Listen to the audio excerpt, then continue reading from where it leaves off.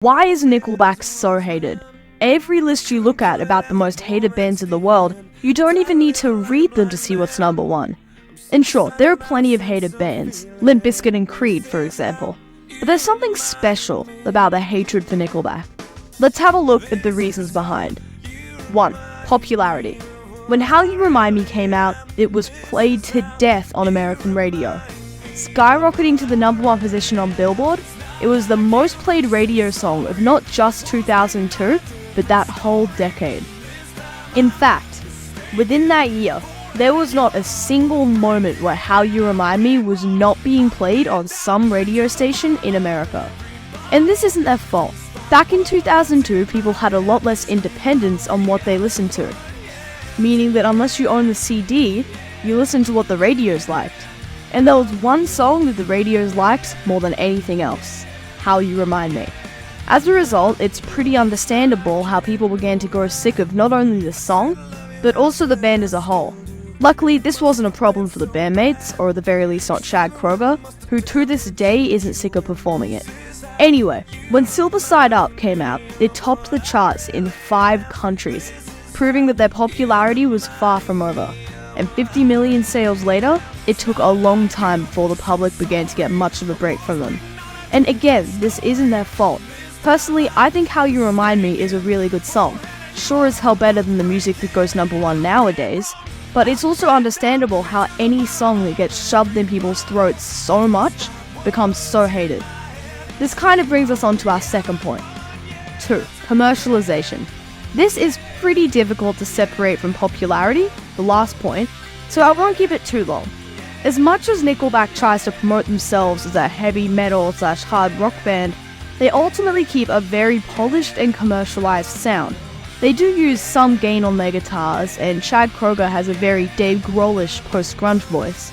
But the melodies themselves are pretty safe, like they're built for radio play. And whilst this did persuade the heads of the music industry, it didn't work for the fans. Of course the public is going to get sick of such a polished and safe sound with fairly generic melodies. Think of it this way. Imagine if Tool was in Nickelback's position, and Lateralis or 46 and 2 was played excessively on the radio. It'd be a very different scenario. It's pretty hard to get sick of 12-minute songs with 20 time signature changes, but it's very easy to get sick of Nickelback and their straight 4/4 pop rock melodies. Also, a couple of things to mention here. 1. Subscribe, or like, or comment, or don't. I put a lot of effort into making these videos, and I really try to not waste people's time with filler content and fluff. So if you like that, consider engaging in some way. And 2. I'm not hating on Nickelback in this video. I personally don't like their music, but I definitely don't think they deserve hate either. Anyway, back to the video, our next point. 3. Lyrics. This is a pretty minor part in the hatred towards Nickelback, but take a minute to look at some of Chad Kroeger's most infamous lyrics. He doesn't come across that well, does he? And there are a couple of main elements that give this impression. For one, they're just not good. Either nonsensical or cringy, a lot of his lyrics are highly shallow and he comes across as desperate to establish a rhyming scheme. The second element is just the way he talks about women. And whilst this is not unheard of at all in the music industry, I mean just look at rap music, it definitely doesn't help. When these two elements combine, we get songs like Must Be Nice and the just insane lyrics of SEX. And again, this is nothing unheard of in the music industry, like at all. But when most artists somehow get away with it, Chad Kroeger does not. That's just how the internet works. Now, the final main point in what makes Nickelback so hated is the one that everyone already knows, but only to an extent. 4. Image and internet culture. You see, most people don't hate Nickelback because they hate Nickelback. Most people hate Nickelback because the internet told them that they should. But the more interesting thing here is where the anti-Nickelback culture came from and why it started. I think it's 2 main things here. 1. Image. Nickelback clearly try to come off as a heavy band, like metal or at least hard rock. They try to come off as that stereotypical beer and football loving dad that's around 40 years old. The only problem is that they aren't either of those things. Nickelback is a polished pop rock band that's often accused of selling out and licensing their music to cringy advertisers. This in itself isn't that big a deal, or at least it wouldn't be if they were honest about it. Remember the advertisement thing I just mentioned? That might seem like a small thing that would have no impact to their reputation. But back in 2005, having a Nickelback song playing over mums and toddlers dancing in front of couches and sofas was so contradictory to the image they tried to create of themselves that they ultimately became known as sellouts, only in it for the money. But this really spread when meme culture got a hold of Nickelback. This is the second element. 2. Meme culture. It's no secret that hating Nickelback was, and still is, a massive internet meme.